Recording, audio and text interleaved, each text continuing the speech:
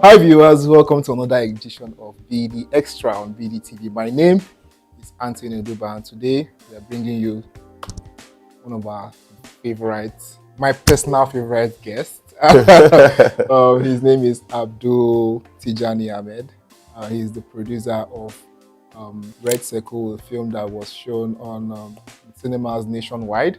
It's nice to have you on the show. Thank you so much. Thanks for having me. Like as if you are. I'm ready. How are you doing? I'm good.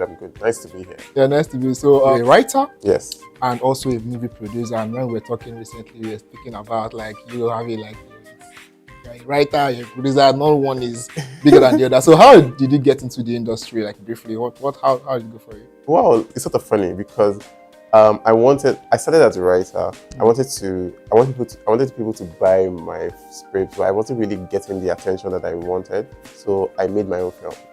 I produced my own film. So that's why I said like it's balanced, because like I made a film to show myself as a writer and a producer. Yeah. So I made a short film, and things sort of just took off from there. People started reaching out to me or write for me. Then, but in terms of producing, I have to give credit to my peers. Like, because we sort of formed a clique and we were making films together, which is Bunny, who you know, and Michael, and then later Diane from Big Brotherhood, joined us, and we sort of just started making our own thing in terms of producing, and I was writing them as well. So my career sort of just grew at the same time. I like to say that I created my table, like we created our table basically. So and if that is. We first of all established ourselves before external people started coming in. How about Skinny? People don't really know this, but as you said, you produced and wrote Skinny Girl. Yes. And this is like one of the favorite shows, like in Nigeria and even outside of Nigeria, because people adore this series. People are always looking out to watch this. So just brief us on what was it like writing Skinny Girls in Transit. How will your audience engagement? Just tell us about that. That was an interesting and challenging time, because Skinny Girl from inception, I believe, or from season 2, had been produced by one person, which was Abimbola Greg and the Anjade. And at the time when Idani reached out to me to write and produce, it was because Skinny Girl is something I grew up watching, and all that. It just showed that I had grown in my career. So Indani reached out, and of course I couldn't say no. It was just, but it was very. It's not about it. It was like there was so much pressure because it was being handled for the first time by someone different and a man as well. So we're very careful about how things are done, how to keep the legacy going in writing and in producing. And but it turned out well. Like really, I think I got an AMVCA nomination for that. So we turned out. Something a lot of people don't know is that I was writing Skinny Girl and Brotherhood at the same time. Oh wow! Because I was gonna jump into that as well. Yeah, I was literally, because I would meet Jade during the day and have meetings with her about Brotherhood, because we're writing at the same time. Then at night, I'll go home and meet the team for Skinny Girl, and we're writing Skinny Girl. And the next morning, I'll be just Jade, because she sort of created Skinny Girl, and I'll be telling her, "Oh, we are doing Skinny Girl," and blah blah blah, because she had moved on from Indani. So those happened at the same time. It didn't come out at the same time, but I wrote the show and film at the same time. We talked about like having you on Brotherhood and all that, and Brotherhood is like one of your most accomplished works. And even gave you the top 10 most and all that. Right after writing Skinny Girls in Transit, and you said you're doing that at the same time, writing action and writing drama. How do you come up with them? I mean, you just do it. I don't know how to say it. It is you. As a writer, you just have to compartmentalize in terms of find how to do multiple things at the same time. Because in Nigeria, you have to. It's not, you can't. We don't have the luxury of just doing one project in a year and moving on. I don't know if I'll do that now, because that was at the time when I was really hungry, like my career has to. I know that these two projects are going to take my career to the next level. So I needed to do them. It was something I had to do, and like it's with the history of writing here, you learn to do multiple things at the same time. So it wasn't something that was so fresh or so new to me. So I feel like I had practice with other projects for that time. So it wasn't that difficult to do. And of course, because there are both projects that I was co-writing, Brotherhood with Jade and Skinny Girl with a team of writers, which was a series.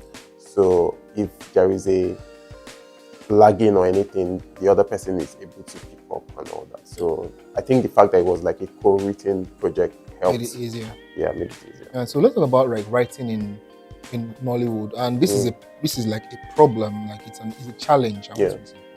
Challenge in the industry, whereby I know for your own works so far, Oh, thank God. So my question is, how do we get a lot of people like you? How do you work with the executives? How do you work with the producers? How do you work with the directors to give us films that are interesting, and not just interesting, but people think about, okay, there is a rewatched value in this film that you write. How can people, or how can other writers emulate this? Because this is a challenge, as I said. People are always complaining about the story of the film. So what's the problem? How do you manage to give us good films? I think a large problem that we have in this industry, apart from the writers, first of all, writing is, a lot of people think they're writers, but they are not writers. It is a problem. So writing is a skill, but storytelling is a talent.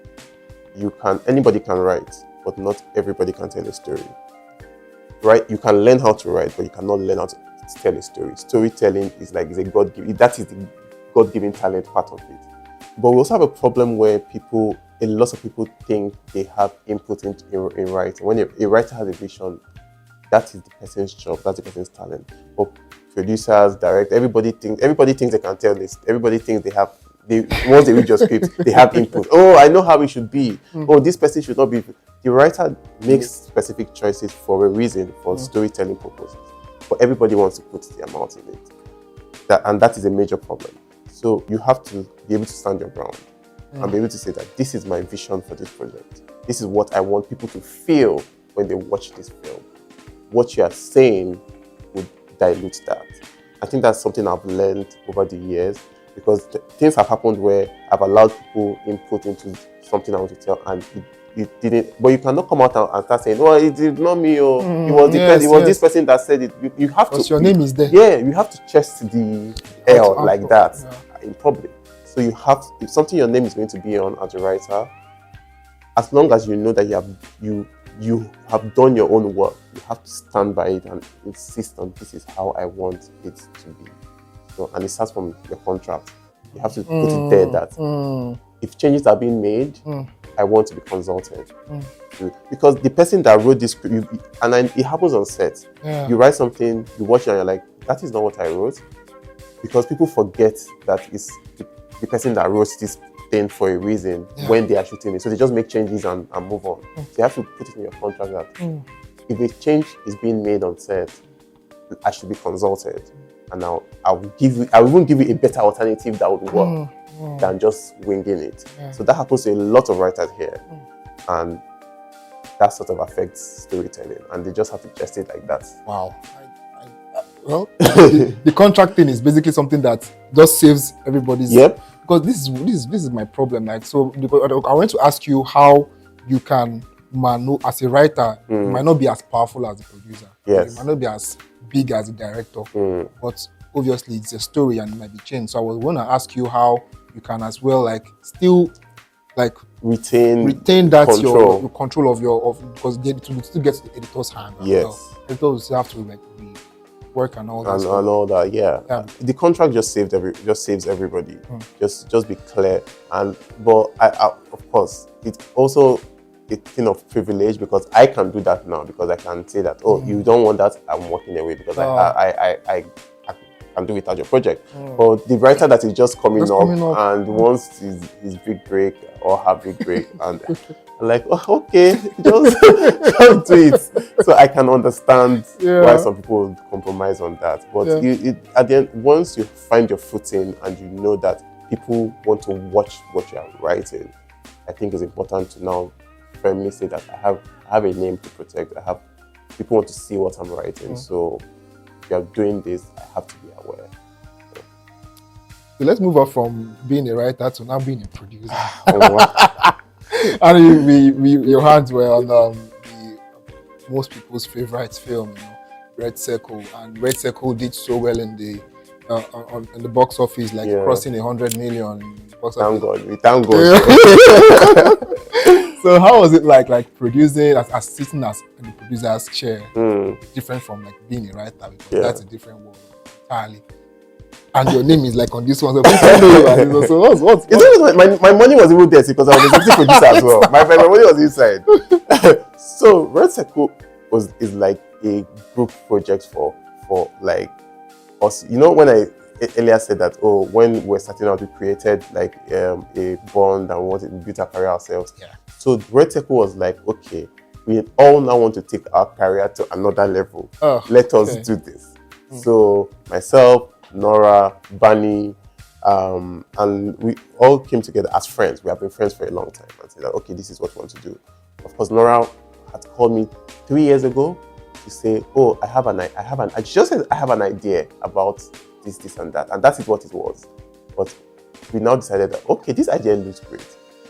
Let me write it, let me put money in it, and let's all come together to raise money and make it.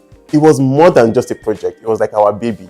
So we put our all into it, and it was stressful, but we thank God it turned out well. So we were really passionate about making something that is different, and so I'm proving that young people can actually make a great project in Nollywood. Like, it wasn't just about making a film, it was about proving a point that you can be young and do something that would appeal and something that would sell, something that would break numbers. That is why when you will see our marketing and everything about the film was different, because we wanted to do something that's totally different from what every other person was doing. It was important to show not just ourselves, but also young people that, you can really do a project that's in the mouth of everybody in Nigeria, regardless of your age or regardless of how long you've been in the industry. That's just the summary of what our aim was when we were making Red Circle. But as a producer, it was more, making a film is hard, but when you have a community around you, it helps. Because every HOD on Red Circle, we made a very conscious effort to hire someone that is our peer. And so working with everybody, your project is as good as the people you hire. So we were very intentional about the choices we made, and but it made producing it easier. Not that there weren't challenges, there were lots of challenges, but Speaking about challenges, were funding part of them? Of course, it always is. Like, funding is always a problem. But I would be honest, like, to say that a lot of people believed in this project even before we shot it, just from seeing the vision that we're going for, the cast, our pitch, the cast that we had in it, even though very robust. So the more people joined, they'll see, this person is in it. Okay, I want to be in it as well. People, in fact, when we're shooting, we're still raising funds, because it was when we dropped our announcement video that some people came on board, because they saw it and were like, I've never seen an announcement video for a film like this. I want to be part of it. So people who we had reached out to before were ready to jump on board now and say, I want to give you people money, because I don't want to miss out on this great thing. So that's funding is a big problem, but I'll be honest that it wasn't as hard as it would be if I've seen different circumstances and things it could have been harder, but where people believed in the project because of the way it was packaged.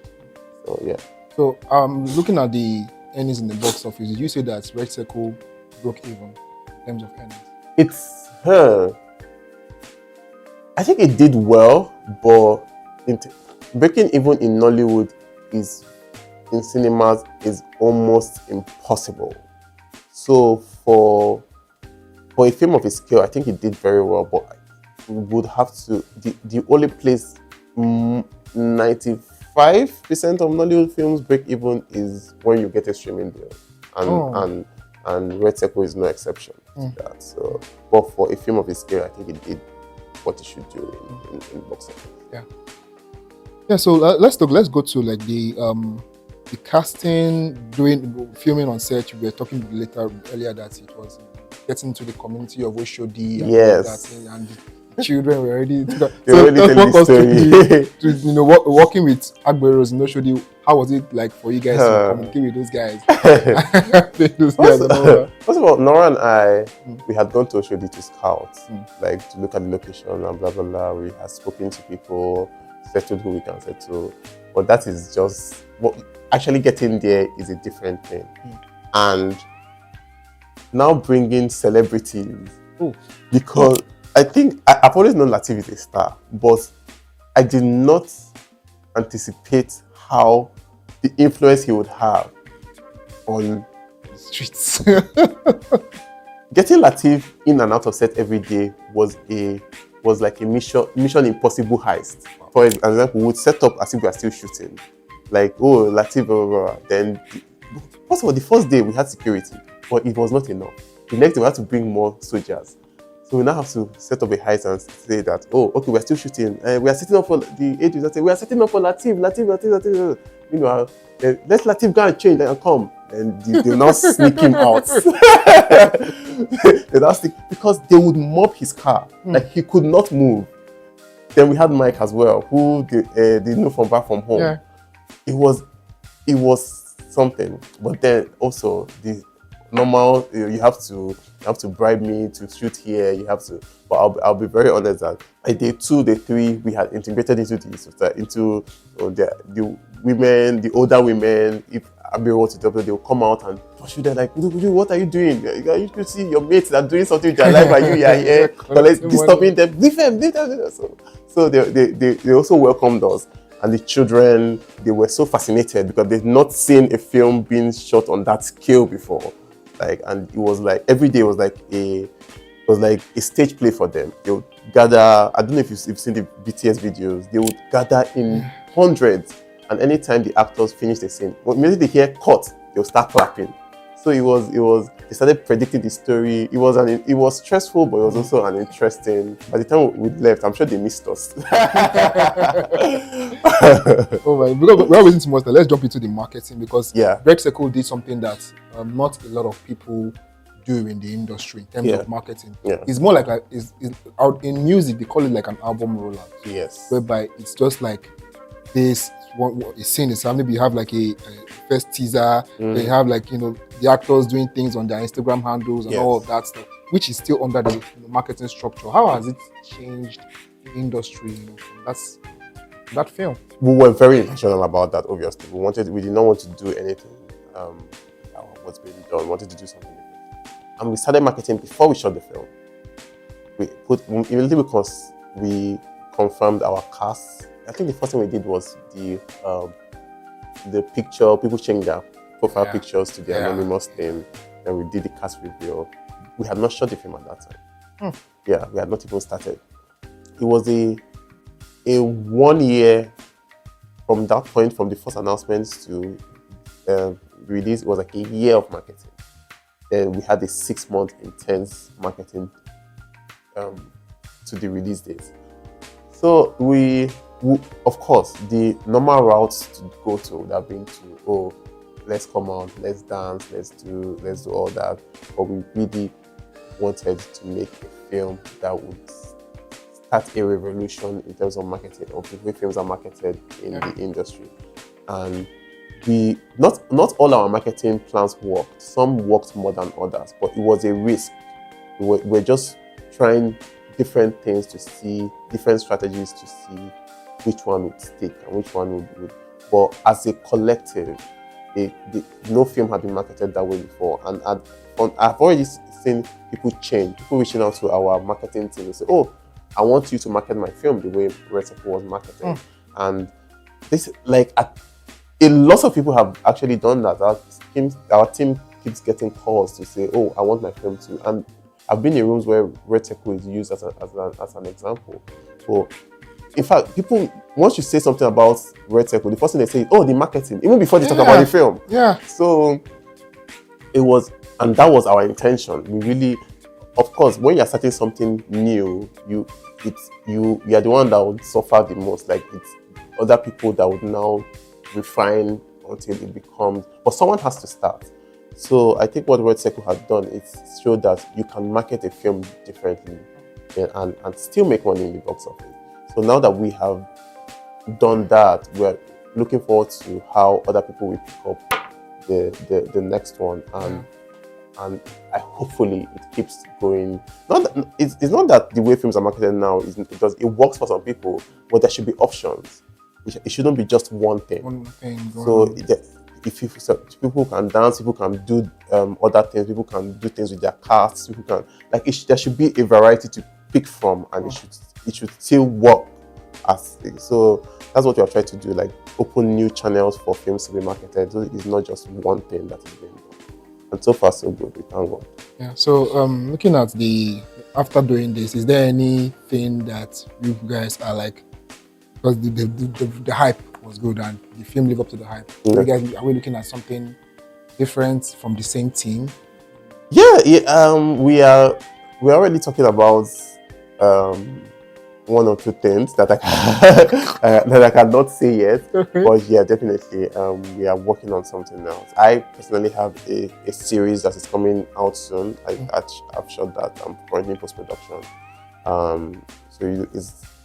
I wanted to go back to my skinny girl roots more before we do something, before we go back to cinema or not something. But yeah, that's coming out first. But then the team from Red Circle, we are definitely putting heads together and seeing what we are going to do next. So yeah, fingers crossed. Yeah. Well, hopefully we'll be seeing that in the streaming platform.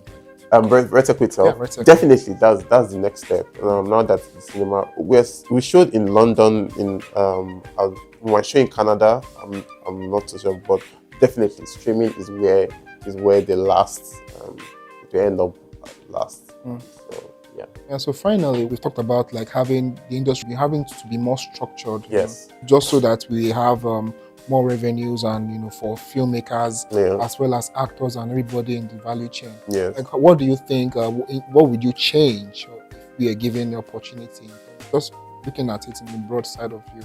What would I change? What changes? What changes would I make?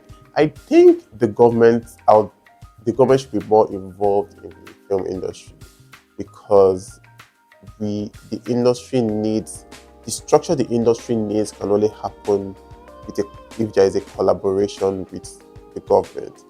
And because in Hollywood you realize that they have a lot of structures that back the industry from. So it's not just filmmakers winging it and doing things. What has happened in Nollywood is that the filmmakers have built everything, that are doing everything themselves. Yeah. You make the film with your own money. You find the funding. You make the film yourself. You market it yourself. You do everything. So I think we have to compartmentalize and show like, okay, my job as a filmmaker is to make the film, and this person's job is to ensure that I make money, and the funding I will get funding from the government to back me up and all those things. And so like, if we need that to create a proper structure where not one person is just doing everything themselves. Like everybody should, the distributor should be distributors, the producer should be producers, the cinema exhibitor should be exhibitors. What has happened in Nollywood is that everybody, it's now anybody can do anything. Yeah, so the distributor is the producer, is the person. Of course, my own interest will trump every other person's own. But when your sole purpose is, I'm just distributing, producer has made the film, I'm just distributing. So everybody should stay in their own lane. So the producer makes the film, the distributor. Nobody should be crossing each other's anything. I think if we are able to do that, then every film will get a fair chance instead of people being biased because they want to prioritize their own thing over other people. So, and government should also, the government and the guilds should be coming to enforce those laws that, okay, you are a distributor, you cannot be making films, you cannot be producing films. Like, if you have to pick one lane. So I think that would help with the growth in the industry. Yeah. Thank you so much for having us. Thank you so much for having me. We've talked about this. Like I've imagined having you in the studio because after watching the Red Circle, I'm like, wow, like, this film it's something I have to just reach Barney. Feel like Barney.